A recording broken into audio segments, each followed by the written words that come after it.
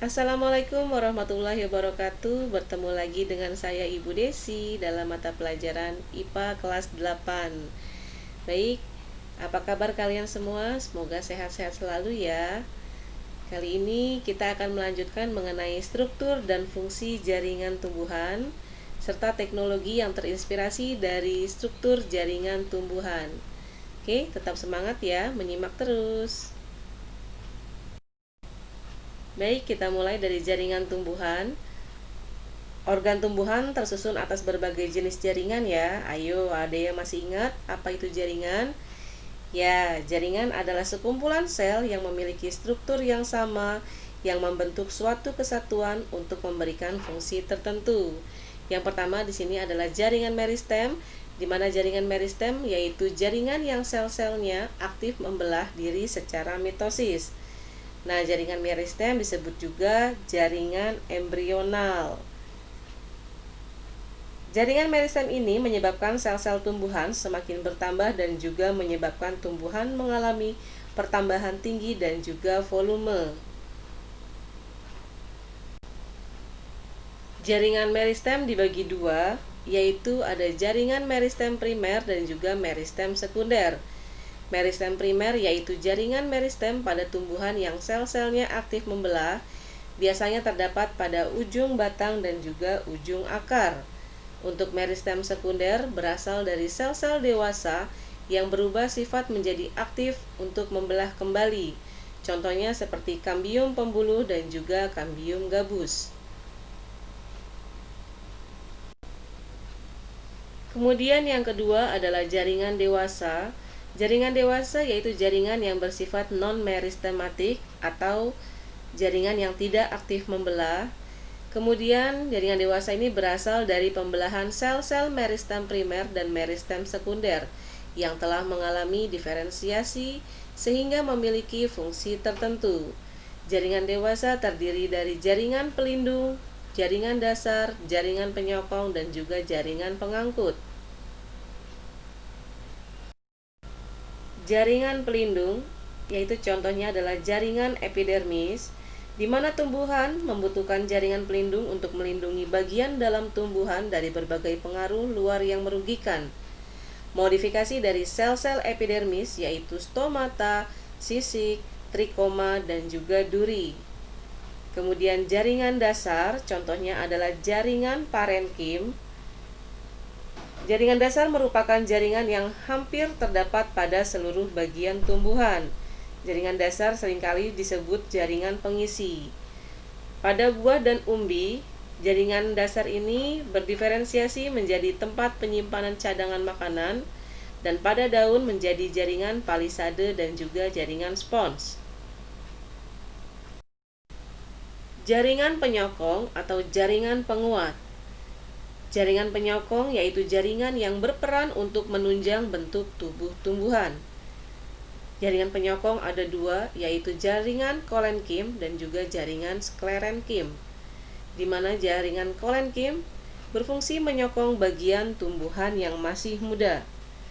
Sel-sel jaringan kolenkim memiliki dinding sel yang mengalami penebalan namun tidak merata.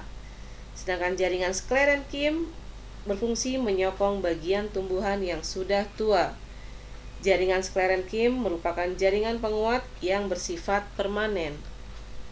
Berdasarkan bentuk selnya, jaringan sklerenkim dibedakan menjadi dua, yaitu jaringan serat atau fiber dan juga jaringan sklereid. Selanjutnya adalah jaringan pengangkut. Jaringan pengangkut juga terdapat dua, yaitu xilem dan juga floem, di mana xilem berfungsi untuk mengangkut air dan zat-zat terlarut, sedangkan floem berfungsi untuk mengangkut hasil fotosintesis. Selanjutnya kita masuk ke struktur dan fungsi jaringan pada akar. Ini adalah gambar akar, di mana zona akar terdapat tiga, yaitu daerah diferensiasi atau pematangan, kemudian daerah pemanjangan, dan juga daerah pembelahan sel. Nah, pada ujung akar itu terdapat kaliptra atau tudung akar yang berfungsi untuk melindungi sel-sel meristem tersebut saat membelah sehingga dapat menembus tanah tanpa mengalami kerusakan dan akar dapat menambatkan tumbuhan dengan kuat ke dalam tanah.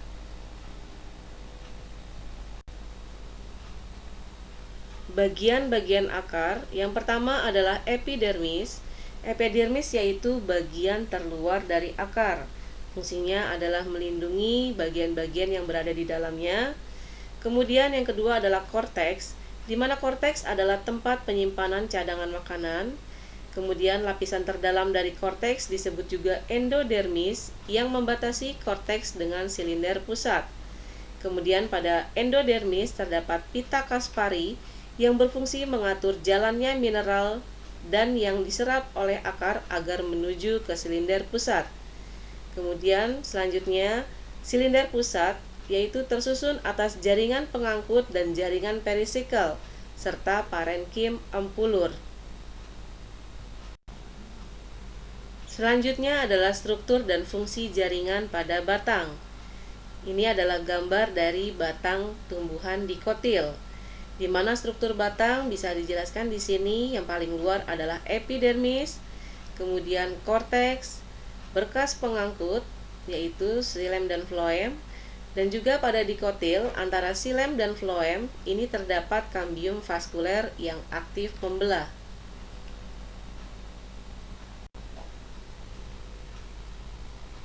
Ini adalah gambar batang melintang dikotil dan monokotil, di mana di sini bisa dilihat bahwa jaringan pengangkut pada tumbuhan dikotil tersusun lebih rapi dalam suatu lingkaran, sedangkan untuk tumbuhan monokotil berkas pengangkutnya terlihat tersebar.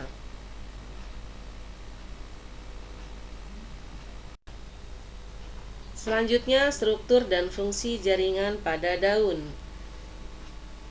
Di sini ada beberapa jaringan. Yang pertama adalah epidermis.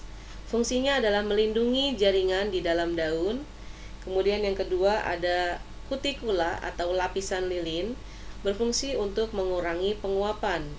Kemudian ada stomata yang disebut juga dengan mulut daun, yaitu tempat keluar masuknya udara atau CO2 dan O2. Selanjutnya ada jaringan palisade atau jaringan tiang.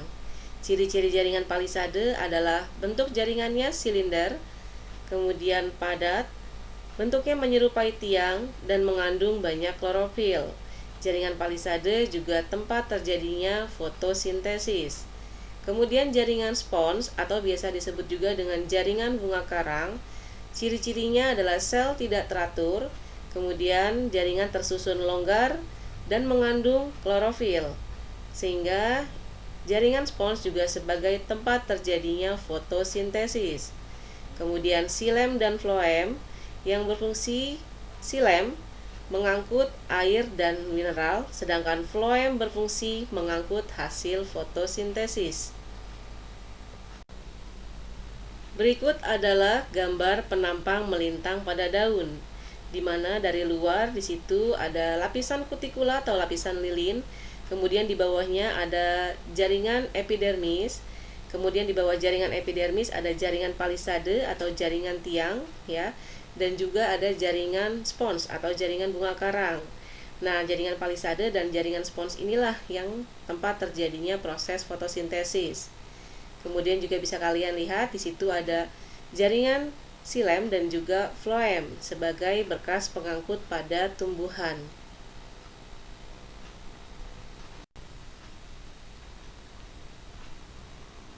Selanjutnya kita masuk ke teknologi yang terinspirasi dari struktur jaringan tumbuhan. Yang pertama ada panel surya atau solar cell, yaitu merupakan alat yang dapat mengubah sinar matahari menjadi energi listrik. Cahaya matahari menyebabkan elektron pada panel bergerak melalui suatu konduktor dan menjadi arus listrik. Hal ini terinspirasi dari proses fotosintesis, di mana melalui fotosintesis dihasilkan oksigen dan juga glukosa, dan saat daun terkena sinar matahari, klorofil akan menyerap energi cahaya. Elektron pada kompleks klorofil akan bergerak melalui suatu saluran dan menyebabkan muatan positif ikut bergerak. Muatan positif ini selanjutnya bergerak menuju kompleks enzim yang berfungsi menghasilkan energi kimia yang berupa ATP dan NADPH. Energi ATP dan NADPH ini selanjutnya akan digunakan untuk mengubah karbon dioksida menjadi glukosa. Selanjutnya adalah sensor cahaya, di mana lampu penerangan jalan mampu menyala dan mati secara otomatis dengan sensor cahaya yang disebut fotoresistor. Fotoresistor merupakan resistor atau hambatan listrik yang dapat diubah nilai hambatannya melalui penyinaran cahaya. Hal ini terinspirasi dari tanaman kaktus, yaitu pada stomata kaktus, di mana stomata kaktus akan membuka saat malam hari dan akan tertutup siang hari untuk mengurangi penguapan air. Ya, selanjutnya adalah lapisan pelindung dan pengilap. Lapisan pelindung dan pengilap terinspirasi dari daun talas dan daun teratai, karena daun tersebut memiliki lapisan kutikula atau lapisan lilin yang dapat membuat daun ini tidak basah jika terkena air. Selanjutnya adalah alat pemurnian air. Alat pemurnian air terinspirasi dari tanaman eceng gondok, karena eceng gondok memiliki akar serabut yang banyak dan rapat yang dapat menyerap partikel yang terlarut dalam air. Nah, salah satu saluran pada tanaman tersebut bernama aquaporin yang hanya dapat dilewati oleh air sehingga partikel tidak dapat masuk. Baik, selesai sudah materi kita. Selanjutnya ada kuis yang harus kalian isi. Yang pertama adalah jaringan pada daun tempat terjadinya fotosintesis adalah titik-titik. Kemudian yang kedua, bagian pada ujung akar yang berfungsi sebagai pelindung sel-sel di dalamnya ketika menembus tanah dan bebatuan adalah titik-titik. Dan yang ketiga adalah lapisan pelindung dan pengilap terinspirasi dari tanaman titik-titik dan nama bagian tanaman tersebut adalah titik-titik. Silahkan kalian jawab kuis ini bersama dengan nama dan juga kelas kalian di kolom komen channel ini. Silahkan ya. Baik, terima kasih atas perhatian kalian yang telah menyimak materi tersebut. Jangan lupa kalian untuk mengisi kuisnya di kolom komen channel ini ya. Dan jangan lupa untuk kalian like, subscribe, dan juga komen ya. Terima kasih atas perhatian kalian. Jangan lupa jaga kesehatan. Terima kasih. Wassalamualaikum warahmatullahi wabarakatuh.